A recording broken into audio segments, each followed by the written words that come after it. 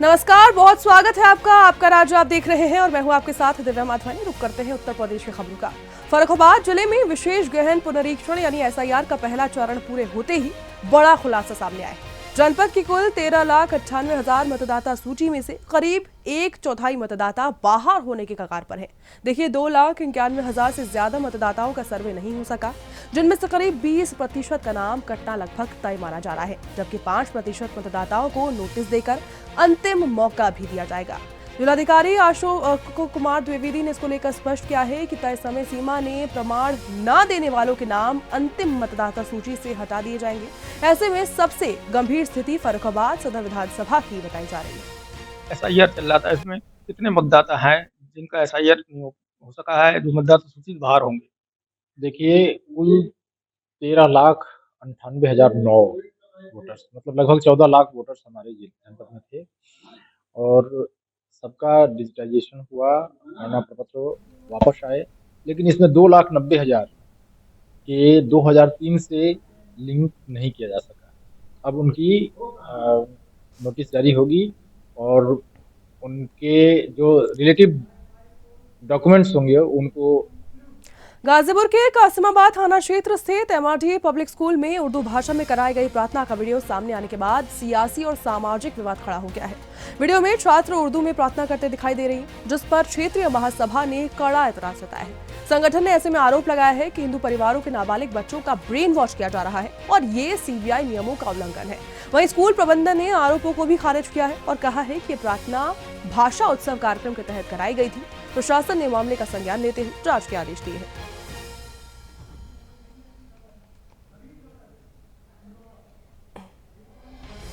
अगली खबर अमरोहा से है। संवेदनशील खबर सामने आई है। नगर के धनौरा मार्ग पर स्थित एक निजी स्कूल के सांस्कृतिक कार्यक्रम का वीडियो सोशल मीडिया पर वायरल हो रहा है, जिसमें बुर्का पहने छात्रा द्वारा नृत्य प्रस्तुति दी जा रही है।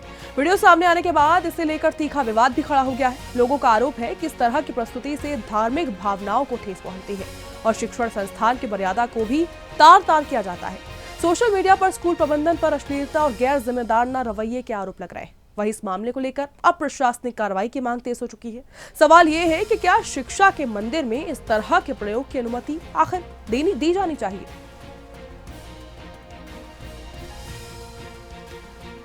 राम जन्मभूमि की दूसरी वर्षगांठ को लेकर देश भर में उत्साह का माहौल है। इसी कड़ी में बिहार के मुंगेर में 31 दिसंबर को भव्य आयोजन किया गया। बड़े महावीर मंदिर परिसर में कार्यक्रम को लेकर तैयारियां भी देखने मिली हैं। वहीं मंदिर के पुजारी महंत घनश्याम दास ने श्रद्धालुओं के से इस पावन अवसर को दीप जलाकर और साथ ही राम ध्वज फहराकर मनाने की अपील की। उन्होंने कहा कि आयोजन केवल धार्मिक नहीं बल्कि समाज में एकता, संस्कृति और सनातन परंपराओं को मजबूत करने का संदेश देता है। राम जन्मभूमि मंदिर का द्वितीय वर्षगांठ जो है 31 तारीख को पड़ रहा है।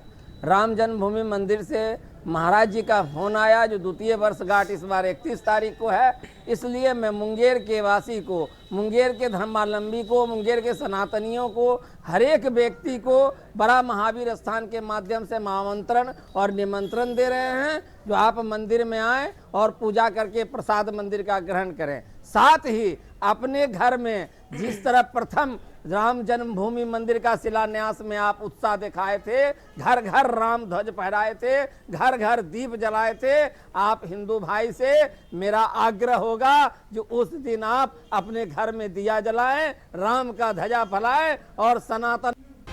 उत्तर प्रदेश के शामली के थाना भवन से बड़ी राजनीतिक खबर है, जहां पर अटल स्मृति सम्मेलन एवं एसआईआर अभियान को लेकर विशेष कार्यक्रम आयोजित किया गया। कार्यक्रम को संबोधित करते हुए भाजपा प्रदेश उपाध्यक्ष और एमएलसी मोहित बेनीवाल ने कहा कि एसआईआर के माध्यम से केंद्र सरकार ने देश में घुसपैठियों के खिलाफ कड़ा प्रहार किया है, जिससे आंतरिक सुरक्षा मजबूत हुई है। उन्होंने कहा कि प्रधानमंत्री मोदी की सरकार अटल बिहारी वाजपेयी के सपनों को साकार कर रही है। कार्यक्रम में धारा 370 हटाने, साथ ही विकास योजना और एसआईआर अभियान में जन भागीदारी पर जोर दिया गया। बड़ी संख्या में भाजपा कार्यकर्ता कार्यक्रम में मौजूद हुए। अटल बिहारी वाजपेयी जी एक साधारण राजनीतिक व्यक्ति नहीं थे। जनसंघ की स्थापना से लेकर के और जो हमारा एक जर्नी चली थी, जो एक रास्ता प्रारंभ किया था, संसद के अंदर हमारे 1-2 सदस्य होते थे और आज बहुमत के साथ लगातार 3 बार नरेंद्र मोदी प्रधानमंत्री बनते हैं। उसकी नींव रखने का काम अगर किसी ने किया है तो अटल बिहारी वाजपेयी ने किया। तो एक कुशल प्रशासक के रूप में जाने जाते थे।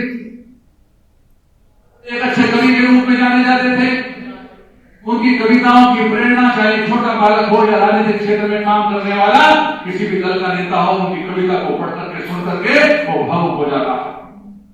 उनकी कविताओं में सागर की जितनी गहराई है। और गाजियाबाद के मोदी नगर से बड़ी खबर है, जहां बांग्लादेश में हिंदू समुदाय के विरोध में हिंदू संगठनों ने जोरदार प्रदर्शन किया। ऐसे में राज चौपले पर सैकड़ों की संख्या में लोग सड़कों पर उतरे हैं, हाथों में तख्तियां ली है और फिर आक्रोश भरे नारे लगाए। प्रदर्शनकारियों ने मृत हिंदुओं की आत्मा की शांति के लिए हवन पूजन भी किया है। लोगों का इसको लेकर कहना है कि बांग्लादेश में चुन चुनकर हिंदुओं को निशाना बनाया जा रहा है, लेकिन अंतर्राष्ट्रीय समुदाय अभी भी मौन है। उन्होंने भारत सरकार से सख्त कदम उठाने की मांग की। प्रदर्शन शांतिपूर्ण रहा, प्रशासन मौके पर भी तैनात रहा।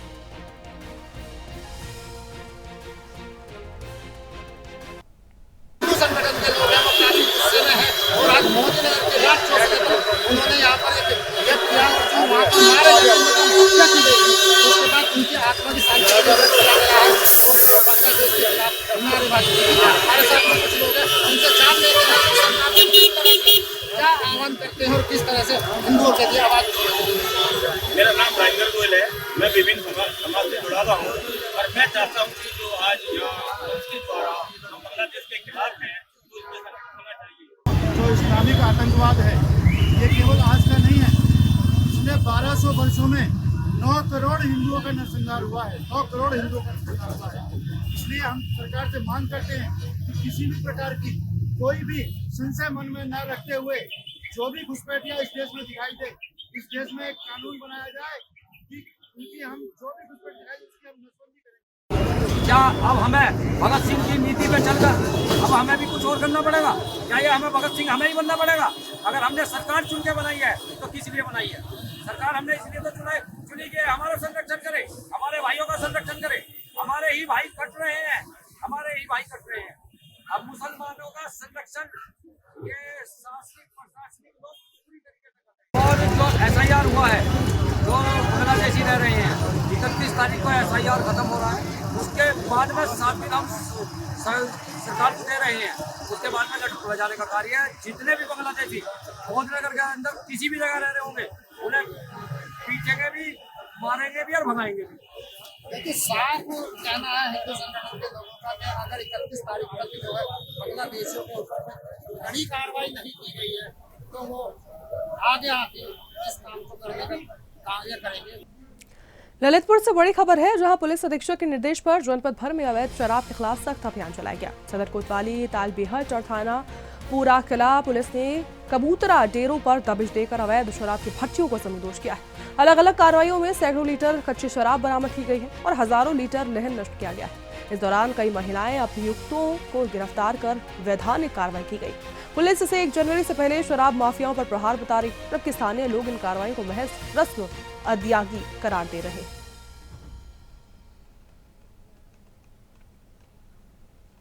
जनपद ललितपुर में पुलिस अधीक्षक महोदय के निर्देशन में अवैध शराब तथा मादक पदार्थों के विरुद्ध चलाए गए अभियान के क्रम में थाना कोतवाली के द्वारा ग्राम मऊमाफी में कबूतर डेरा में दबिश के दौरान 300 लीटर नाजायज कच्ची शराब बरामद की गई तथा मौके पर 5000 लीटर लहन नष्ट की गई।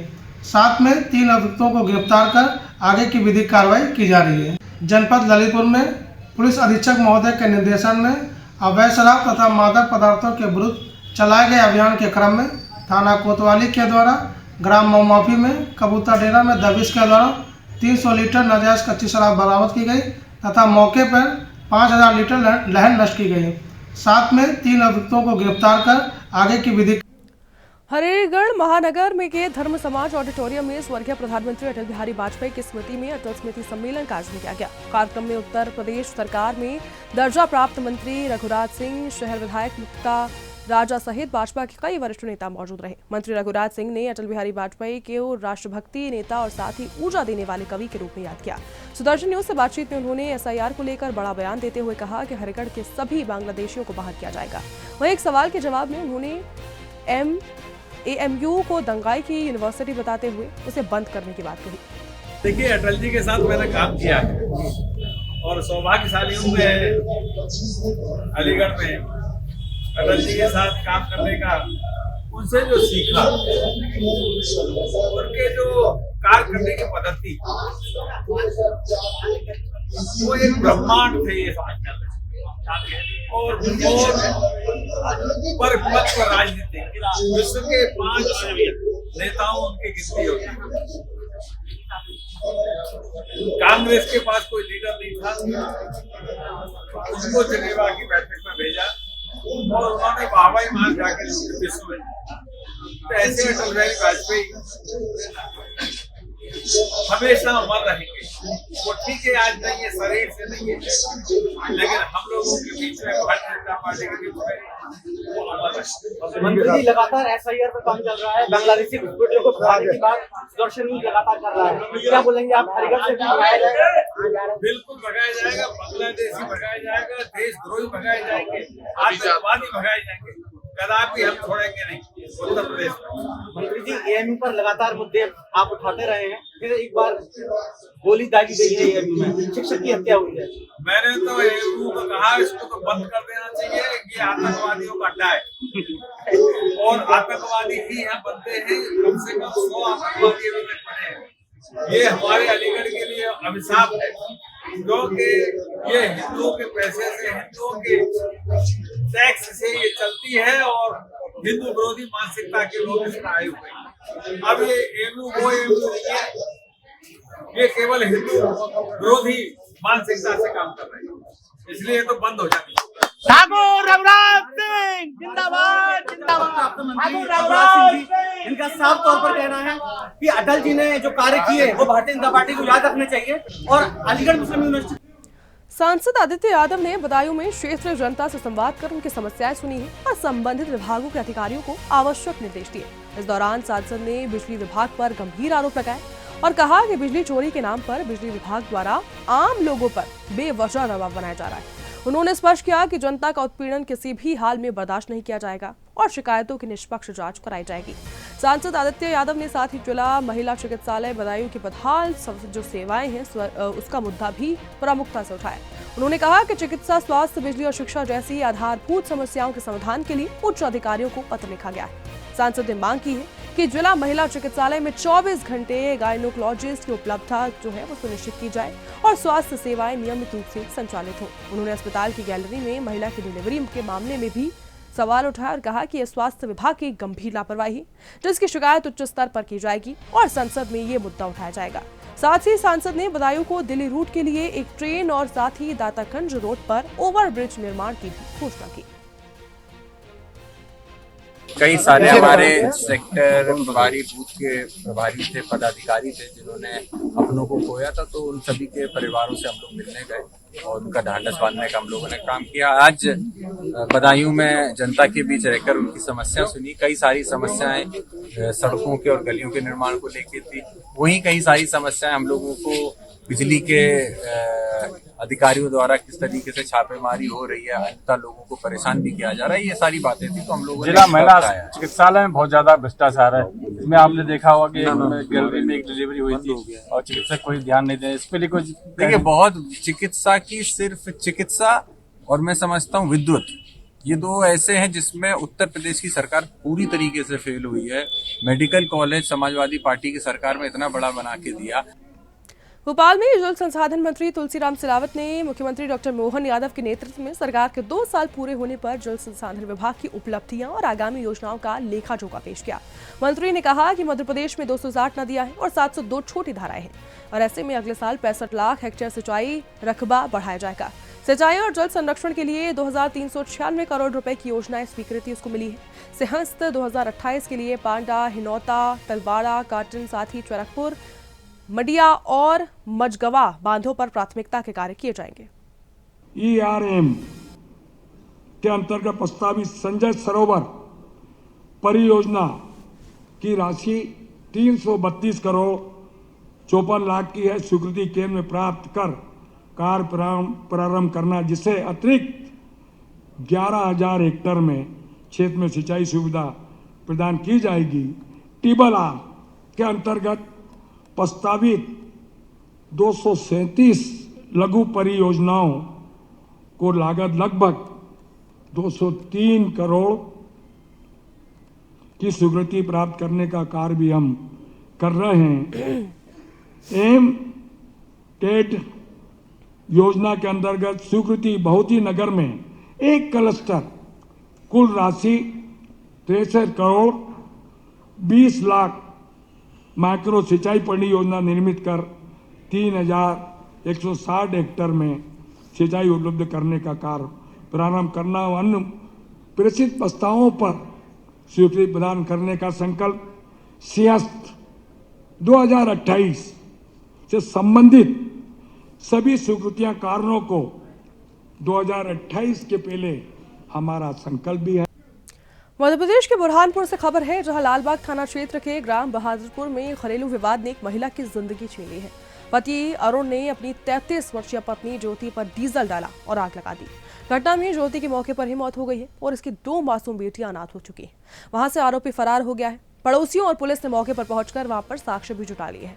पुलिस ने ऐसे में हत्या का मामला दर्ज कर आरोपी की तलाश शुरू कर दी है। यह घटना घरेलू हिंसा की भयावह सच्चाई को सामने लाता है।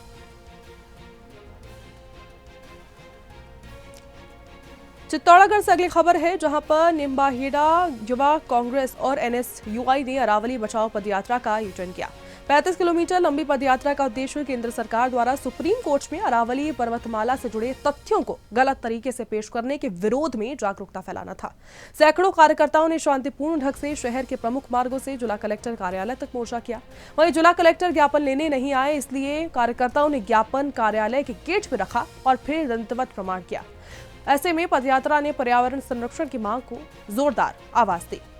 जो सुप्रीम कोर्ट का आदेश आया था 20 नवंबर को, उसको लेकर हमारे प्रेरणा स्रोत भाई साहब श्री उदयलाल जी आंजना के निर्देश पर हम सभी युवा कांग्रेस NSUI परिवार के साथी जो निम्बाहेड़ा से जिला कलेक्टर तक 33 किलोमीटर की पदयात्रा करके आए हैं और कलेक्टर साहब को हम ज्ञापन के माध्यम से हमारी और पूरे राजस्थान की भावनाओं से अवगत कराना चाहते हैं। लेकिन कलेक्टर साहब से हमने निवेदन किया था कि आप संवेदनशीलता दिखाते हुए हम 33 किलोमीटर दूर से आए तो आप 35 कदम नीचे आकर हम सभी साथियों के सामने हमारा ज्ञापन ले ले। तो हमारी भावनाएं जो हैं, सभी साथी चाहते थे कि हम खुद कलेक्टर साहब को ज्ञापन दें, लेकिन प्रशासन की ओर से सिर्फ 5 लोगों की परमिशन थी, तो हमारे साथियों ने इसे अस्वीकार किया है। हम कलेक्ट्रेट के जो गेट है, मुख्य गेट, वहाँ ज्ञापन बाहर रखेंगे, घुटनों के बल हम ज्ञापन वहीं छोड़ के जाएंगे। हम आपसे खबर नेपाल के रूपईडीहा से है, जहां भारत नेपाल सीमा क्षेत्र में नाले के निर्माण में विशेष समुदाय के कुछ लोगों के अवैध कब्जे ने बाधा उत्पन्न कर दी है।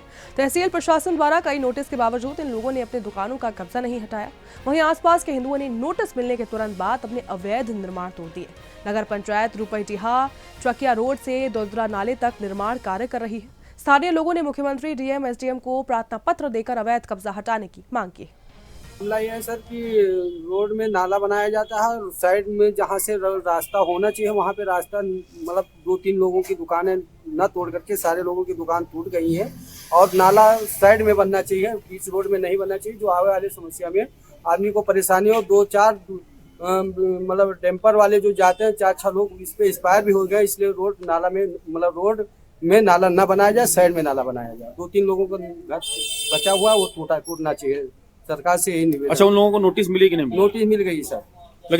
कब नोटिस मिली? नोटिस मिले हो गई मतलब 6-7 महीना हो गया, अगर आज तक के वो लोग पूरे अपनी दबंगाई से वो लोग नहीं तोड़ रहे। 40 लोगों पर नोटिस आई थी। हमारा नाम गोकर्ण प्रसाद सोनी है और हमारी दुकान तोड़ दी गई बुलडोजर द्वारा। बाकी कुछ विशेष समुदाय के लोग 5-6 लोग, उनकी दुकानें छोड़ दी गई और उन्हीं लोग आगे हमारे कब्जा कर रखे हैं। और जब भी हम बोलते हैं तो वो लोग और मारने पीटने की धमकी देते हैं। हमने यहाँ पे SDM महोदय को भी प्रार्थना पत्र दिया, थाने में भी दिया है, मुख्यमंत्री जी को भी ज्ञापन दिया है और हमारी सरकार से अनुरोध है कि जो भी अतिक्रमण है विशेष समुदाय को, उनको हटाया जाए और हमको न्याय दिलाया जाए। विगत कुछ महीनों पहले तहसीलदार और SDM के द्वारा हम लोगों को नोटिस दी गई और हम लोगों की दुकानों को तोड़ने का आदेश हुआ।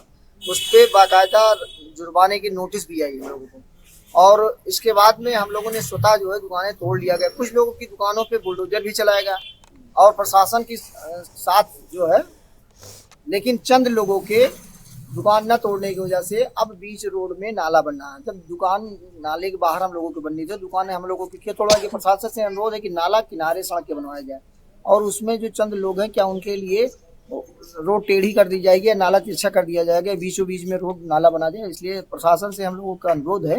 मामला ये है कि जो ये अतिक्रमण फैला हुआ है रोड पे और ये बीचों बीच बेलगावी रायबाग तहसील से खबर है, जहां मिरज जमखंडी राजमार्ग पर एक सड़क हादसे में एक विद्यार्थी की मौत हो गई है, 2 गंभीर रूप से घायल हो गए। ऐसे में काम्बले फार्म से सरकारी प्राइमरी एवं हाई स्कूल जा रहे 3 बच्चे कंटेनर ट्रक की चपेट में आ गए। हादसे में 5वीं क्लास के अमित काम्बले की मौके पर ही मौत हो गई, जबकि 16 वर्षीय अंजलि और साथ ही 15 वर्षीय अविनाश काम्बले को हरुगेरी के निजी अस्पताल में भर्ती कराया गया। प्रारंभिक जांच में ड्राइवर शराब के नशे में पाया गया। कुशीनगर उत्तर प्रदेश से बड़ी खबर है, जहां पर कसिया थाना क्षेत्र के जुड़वनिया गांव में 24 वर्षीय युवक शक्तिमान की चाकू से हमला कर हत्या किए जाने के बाद इलाके में तनाव फैल चुका है। घटना के बाद गांव में अफरा तफरी मच गई और फिर बड़ी संख्या में लोग मौके पर पहुंचे। हालात को देखते हुए पुलिस और प्रशासन अलर्ट मोड पर है। वहीं प्राप्त जानकारी के माने तो शक्तिमान पर चाकू से हमला किया गया है, जिससे वो गंभीर रूप से घायल हो गया। परिजन उसे तत्काल अस्पताल लेकर पहुंचे, जहां डॉक्टरों ने उसे मृत घोषित कर दिया। वहीं घटना की सूचना मिलते ही पुलिस मौके पर पहुंची और स्थिति को नियंत्रण में लेने के प्रयास शुरू कर दिए। मृतक की परियोजना ने सभी ने नौशाद सहित कुछ अन्यों पर हत्या के आरोप लगाए। पुलिस ने इन आरोपों को दर्ज कर लिया है और मामले की गहन जांच जारी है। जनपद कुशीनगर के थाना कसिया क्षेत्र में ग्राम जुड़वनिया में एक सूचना प्राप्त होती है 112 नंबर पर, जिस सूचना के आधार पर यह बताया गया कि 2 पक्षों में किसी रंजिश को लेकर के आपस में झगड़ा हुआ, जिसमें एक पक्ष के एक व्यक्ति द्वारा दूसरे व्यक्ति को चाकू मार दिया गया। तत्काल मौके पर पीआरवी व एसओ कसिया पहुंचे और जानकारी करने पर यह विदित हुआ कि जो व्यक्ति जिसने चाकू मारा उसका नाम नौशाद अंसारी है। उसने अपने एक साथी के साथ मिलकर के दूसरे पक्ष के निशांत सिंह को चाकू मारा है। उसको घायल अवस्था में तत्काल जिला अस्पताल ले जाया गया, जहाँ पर उसको मृत घोषित कर दिया गया। पुलिस द्वारा इसमें मुख्य आरोपी को गिरफ्तार कर लिया गया है और परिजनों के द्वारा दी गई तहरीर के आधार पर सुसंगत। तो आपका राज्य देख रहे थे आप। ऐसी तमाम खबरों के लिए देखते रहिए सुदर्शन न्यूज। जय हिंद।